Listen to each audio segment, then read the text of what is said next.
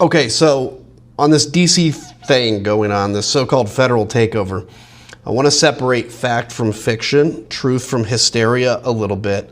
Much of the hysteria is intended to be created or has been created by Donald Trump. He wants you to get hysterical. So he's making it sound like there's this federal government invasion and takeover of Washington, D.C. because it makes him look tough. You know, he wants everybody to be scared of him. Hello guys, welcome to my social commentary. My name is Ransom Joseph. Our president is making news headlines again.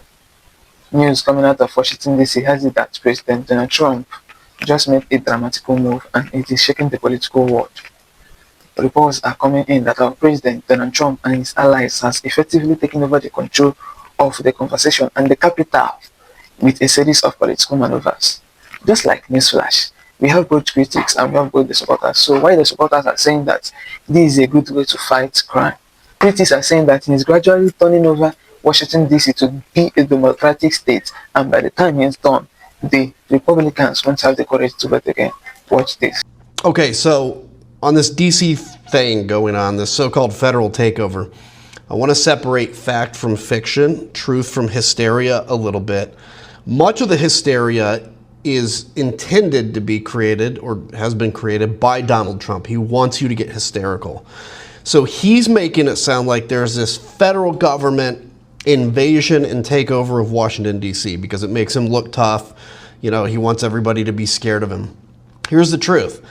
According to I think it was 1974 Home Rule Act or whatever, the President of the United States, under a certain emergency, can take over the D.C. Police Department for 30 days. He's done that. Now, in order for that to be extended, Congress has to agree past the 30 days. So he has to alert Congress that he's done it, and then Congress has to agree if he's going to extend beyond 30 days. Maybe they will, maybe they won't. Anyway, he's also deploying the DC National Guard. Now, this makes it sound like this is some kind of an invasion of the federal government. A couple things to keep in mind. First off, the federal government owns Washington, D.C. There is a mayor and there is basically a city council because of home rule. Again, something Congress put in place in the 70s. But the federal government still is in charge and owns Washington, D.C. So what he's doing with the police is according to the law that was passed to give D.C. the ability to have their own city council and mayor. The D.C. National Guard has always been controlled by the President of the United States. The mayors never controlled it. This was the whole thing on January 6th, where some of these kind of January 6th truthers say, like, the mayor or Nancy Pelosi didn't deploy the guard. They don't have control. The only person with control is the President of the United States, Donald Trump on January 6th and Donald Trump today. So if he is going to actually destroy home rule and say basically there's no self-governance of Washington, D.C., Congress would have to agree to that. And frankly, you'd have to cross the 60-vote threshold in the Senate. I don't see that happening. So he's operating within the existing laws.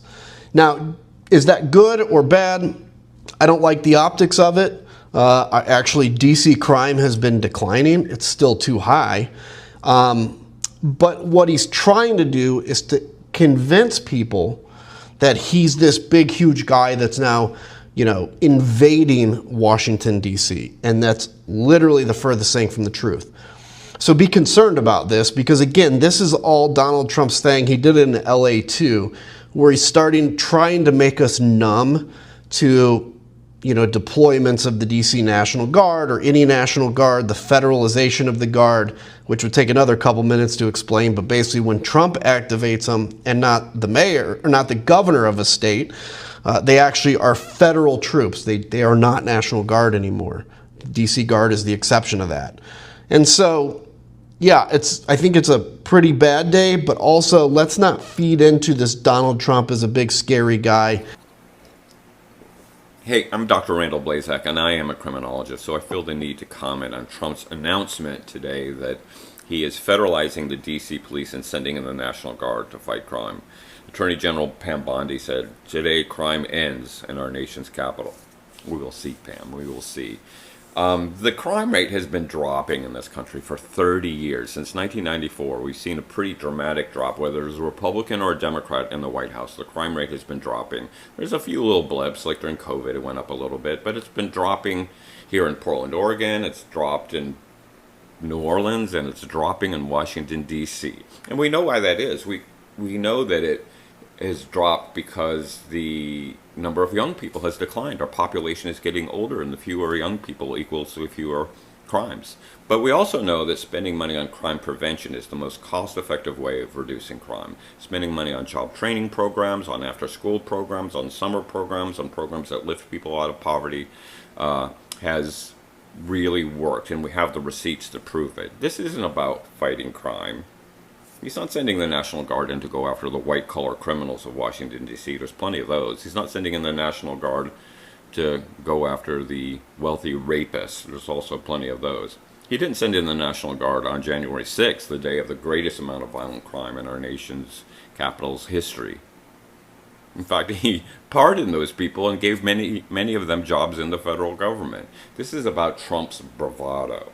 And he will be sending the National Guard, who, by the way, isn't trained to fight crime, not into the world of the white-collar criminal, but into the ghetto, into the black neighborhoods of Washington, D.C. And this will delight white supremacists. They'll be so happy to see the clampdown in the ghetto.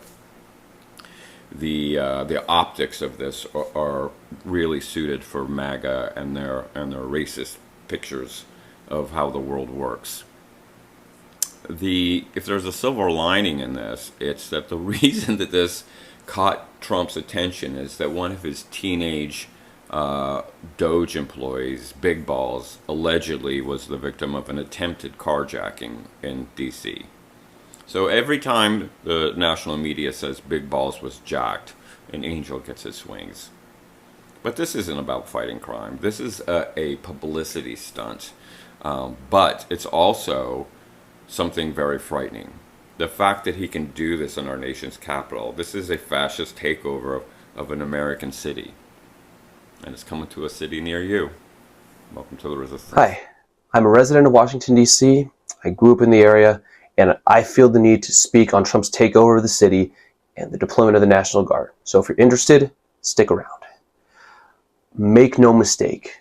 This is plain and simply an effort to seize power and tighten his authoritarian grip, as well as distract everyone from the fact that his name is all over the Epstein files. This act is not based in truth, nor is it based in a desire to help out our community. It can't be based in truth because the surge in violent crime that he keeps babbling about is non-existent. Violent crime is down in DC, and this city is as safe as it's been in decades. When my parents lived here in the 90s, they had a rule: don't go east of 14th Street. It's not safe. Now that's where I live, and I feel so lucky to, because my neighborhood is vibrant, it is diverse, and yes, it is safe. But yes, crime and homelessness are problems. We see it. But sustainably reducing crime and homelessness comes through investments into community centers and services, in safe spaces and support systems, particularly for DC's youth. My dad and I would both volunteer as youth baseball coaches in the area. And we saw firsthand the kind of positive effect it had when you show kids and when you show communities that you care about them, that they're worth a damn. Treating our communities like a threat we're sending the National Guard over is only going to exacerbate the problems we face, increasing hostility and violence. Cities like Baltimore have already made the kind of investments that we need, and it has led to violent crime being down 62%. But instead of doing this, Trump cut $1 billion from DC's budget in his one big horrendous bill. So when you look at it logically, the federalization of DC is nothing more than a maneuver to further the agenda of a would-be tyrant. And as someone who lives in DC and who loves this city, I am scared of what is to come. But what gives me hope is the resolve of our community. Throughout 2025, I have seen people in DC come together to stand up for what is right, to organize and protest and speak out against injustice, and we have to continue to do so. Silence is the sinister ally of oppression, and we cannot let it rule the day. So if you're scared of what's happening and unsure of what to do, know that you are not alone. And if there's one thing that all of us can do. It is keep making noise.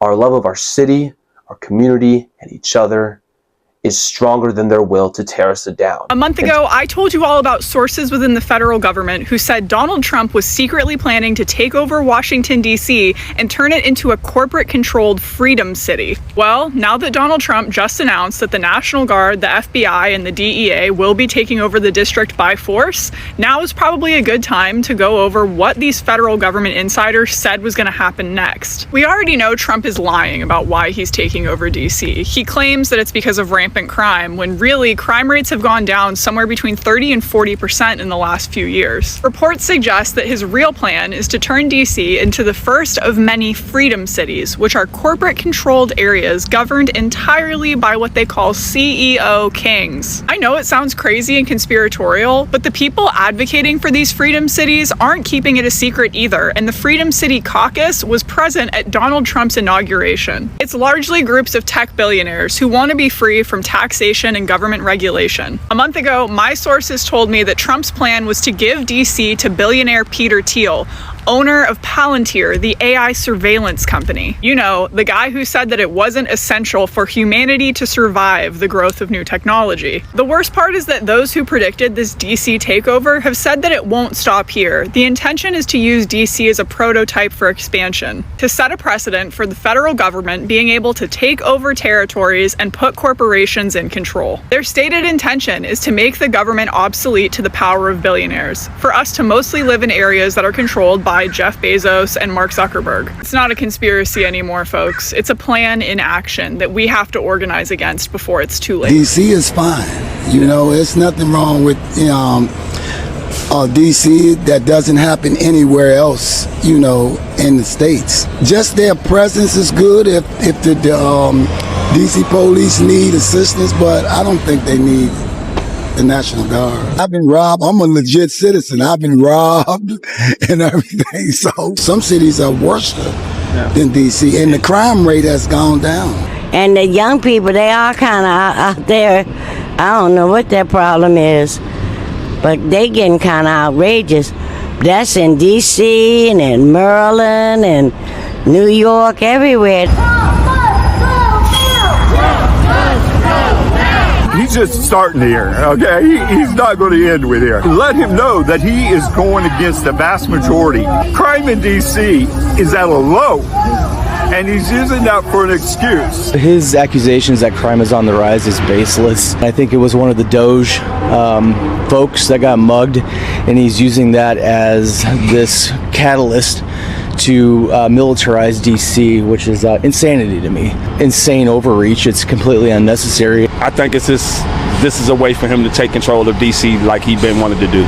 Crime has been down. Of course, you're going to take precautionary measures. You're going to make sure that you know, vigilant about, you know, where you're walking and what's going on around you. But it's, you know, it's just the thing about living. So we're seeing these videos popping up of the Blue crying about how Trump is kicking the homeless out of Washington, D.C.